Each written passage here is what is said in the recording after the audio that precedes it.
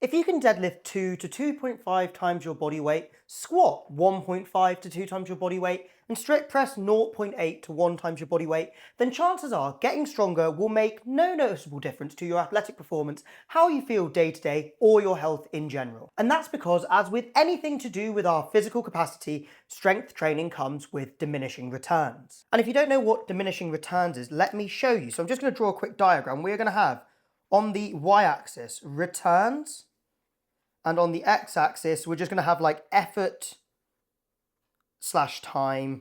Effort time, we're going to call it. It's just your effort over time. See that, right? As we put in a bit of effort at the start, we get quite a lot of returns. We go up and up and up, right? Oh, let me face you properly.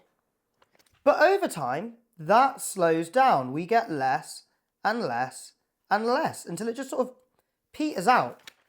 You see, that's line, we're never going to go past it. We just flatten out over time. So the more effort we put into something with diminishing returns, the less we're getting back. Super simple, right? Hopefully this terribly drawn graph makes that make sense. And this happens with strength training for a couple of reasons. Firstly, there's only so much strength you need for any given task. Getting stronger past a certain point just doesn't really help. So as John Danaher, one of the greatest martial arts coaches of all time, said, I can't tell the difference between someone who bench presses 300 pounds on the mat versus someone who bench presses 400 pounds. But that's a big difference. That's a 100-pound difference. Now, of course, this isn't to say strength doesn't matter. If you could only bench 50 pounds, you are not going to be a very effective grappler.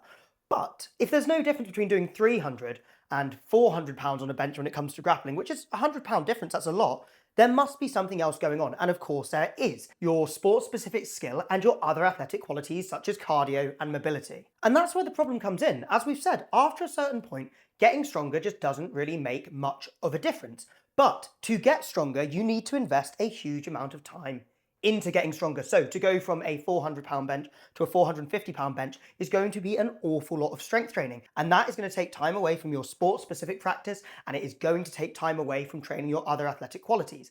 And if you're at the point where getting stronger has very minimal returns, well, taking that time that you would put into getting stronger and putting it into skills-specific practice, if we're thinking about sport, or your other athletic qualities, I mean, to be fair, even if you're thinking about sport, but just more generally for how you feel, is going to give you significantly more positive returns. So essentially, just after a certain point, strength training just isn't that useful for us, whether that's sport, whether that's with how we feel day to day, or if that's with our general health. So now we can agree that getting stronger isn't the singular goal you should always have. Let's talk about some other things you can focus on that actually will make a massive difference to your athletic performance, to how you feel day to day, and to your health. And I think you'll be pleasantly surprised to find you don't really need to change your programs that much to get these focuses into your plan if you are just focused on strength. Firstly, mobility. And there are so many reasons that you want to be training mobility. So I mean, number one, you're going to feel better day to day. If it doesn't hurt your back when you bend over to tie your shoelaces, or you're not fucking going like, ugh, when you lift your shoulder overhead to like put a cup in the cupboard, life just feels a bit better, doesn't it? You're just going to feel better day to day.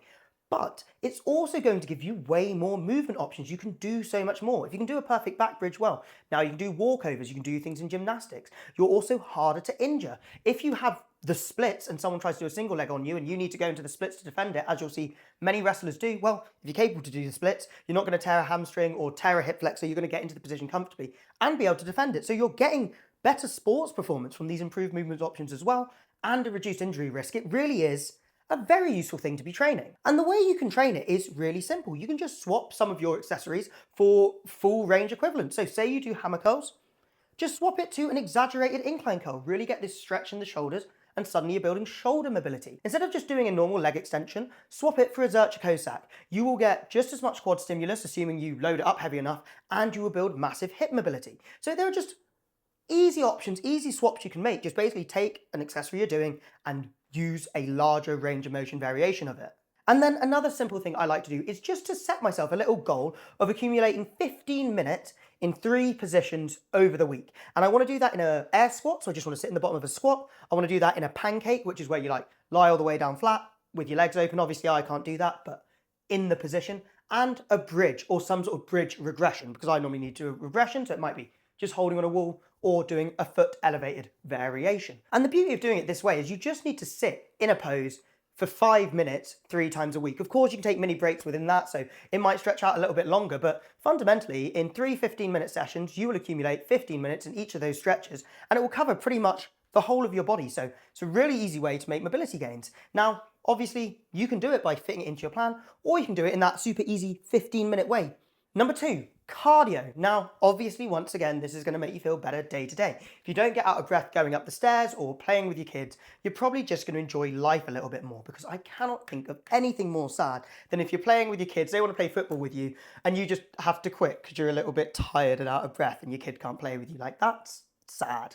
So let's avoid that. Let's do some cardio. It's also going to make you live longer. So you get to live longer with your loved ones, doing the things you like, because, I mean, cardiovascular disease is one of the biggest killers, guys. So my suggestion would be to do some cardio. And then, of course, we've got improved sport performance. If you don't get tired, you're able to perform at near maximal repeatedly. You're going to be better in whatever sport you do, whether that's football, jiu-jitsu, MMA, dance, you name it. If you're able to be at maximal capacity thanks to having better conditioning, you're going to be better off for it. And on top of that, you're also going to recover better within sessions and outside of sessions. So not only are you going to perform better in your sport thanks to the fact you've got an engine, you're going to be able to train better in your training sessions because you're going to recover better within them, so perform at a better level each time you do a skill, and you're going to recover better between them, so you're going to have more high-level training. So you have this double effect of, well, I can perform better because I'm actually better when I'm in the game, and I'm getting better training. So cardio is just amazing all round, and it's super easy to fit in. Number 1, you can just do like short cardio add-ons. You know, you can get really effective cardio stimulus in 8 minutes. 4 minutes, 10 minutes. If you program it well, you can just get it in super short. So you can just do your normal plan. And if you can make 5 minutes spare at the end of your workout, chuck in a little 20 seconds on, 10 off for 8 rounds, it's 4 minutes, you can hit your cardio. Or alternatively, you could turn things into a Metcon. So say you have arms, an arm superset at the end of your workout, you've got bicep curl, lying skull crushers on the floor. All we do is turn that into a Metcon. We add a 200-meter assault runner into that. So we go 200 meters on the assault runner, bicep curls, skull crushers, no rest. We just get that done as quick as we can. So you're straight back on. You're going to get a massive cardio stimulus and still get the exact same hypertrophy or like arm strength stimulus. And if you don't think this works, just go look at the CrossFit Games. Like, so many of these guys are crazy strong, crazy jacked, and they're mixing up a lot of their accessories with cardio. I've not really got the time to give you loads of examples of Metcons and short cardio workouts, but I do have a bolt-on booklet, which is just a little booklet of a load of different cardio workouts that you can stick onto any training plan and get some effective cardio training. And I'll leave a link to that in the description below. It's completely free. So just go check it out, try one of them out, see what I mean about the Metcon, see what I mean about the short cardio, how easy it is to add on, and see how it makes you feel after you've tried it for 8 weeks. Because honestly, you will notice such a difference. So just go into the description and grab that if you want to. And then finally, the last thing you could be focused on is power. One of the biggest risks as you get older is falling.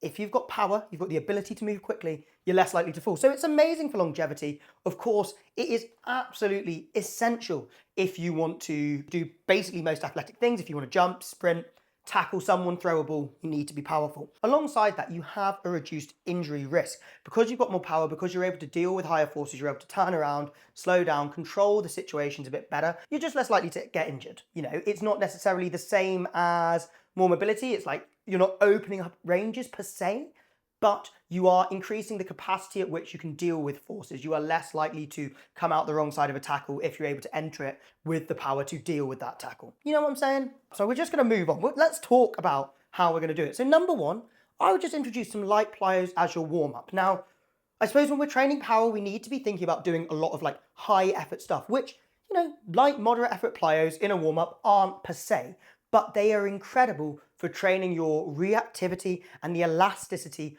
of your tendons, which is something you need to be powerful. You build up that elasticity and reactivity, and when you go over to train things like sprints, you're going to get so much more out of it. So the way we're going to train this straight away is just, instead of doing like a normal warm-up on the bike for 5 minutes, you're just going to do 5 minutes of jumping around. Do some pogo hops, do some single leg hops, do some deep plyometrics, do some fast ones, and obviously I know plyometric, after a certain point, you need to be doing them at a certain pace to be truly plyometric, but still doing those deeper tier things, which are a bit slower, are still going to be beneficial for you. And they're going to, you know, benefit you in a similar way that the fastings are when it comes to expressing power and being reactive. And of course, the other way to do it is we actually want to do some power work within our training. And what I would say is just pick 3 movements and replace them with a power exercise. Because if you're as strong as we are talking about you needing to be before things stop being useful about getting stronger, you're probably training quite a lot. So I bet that you have an upper body movement, a core movement, and a lower body movement that you could swap for a power movement. So for example, maybe you press overhead twice a week. Let's swap one of those strict presses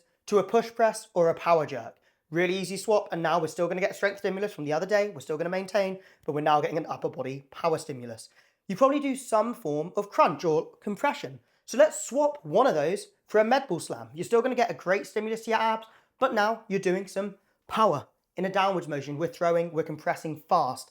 And you're going to do more than one lower body exercise. We know you are. You're going to do more than one hinge. You're going to do more than one squat or lunge. So take one of those. If it's a hinge, swap it to a kettlebell swing. If it is a squat, why not a power clean? Why not a clean and jerk? Clean and jerk, clean and jerk. Why not just a big jump? You can make these swaps really, really easily, and suddenly you're training power. So guys, I hope that was a useful video. To sum up, getting stronger isn't always good. That's not to say you don't want to be strong, but if you've got strong to the point that it's really not going to make much of a difference to your sport or how you feel day to day, then you probably don't need to focus on getting much stronger, and you should focus on some other things. And we spoke about those other things and how to do it. You can think about doing things like mobility, introducing just a little 15-minute accumulation into your week, or swapping out some accessories. You could do something like cardio, adding on short things to the end of your session, or mixing up your accessories with some metcons. And then there's power. Warming up with some light plyos is a really great way to introduce that, or just picking an upper body movement, a lower body movement, and a core movement, and then just swapping them out for a power movement. And of course, honestly, if you can do all of these, which you really easily could without changing your program very much, then I would suggest do it, because it will make a massive difference to your athletic performance and how you feel day to day, and your health, of course. That's it. Thank you for watching, guys. If you want to grab the cardio bolt-on booklet, remember that's in the description. Subscribe if you like the videos like this, because it's always helpful to subscribe. It makes the channel grow. And I will catch you in the next one. That was a shit click, wasn't it? In the next one.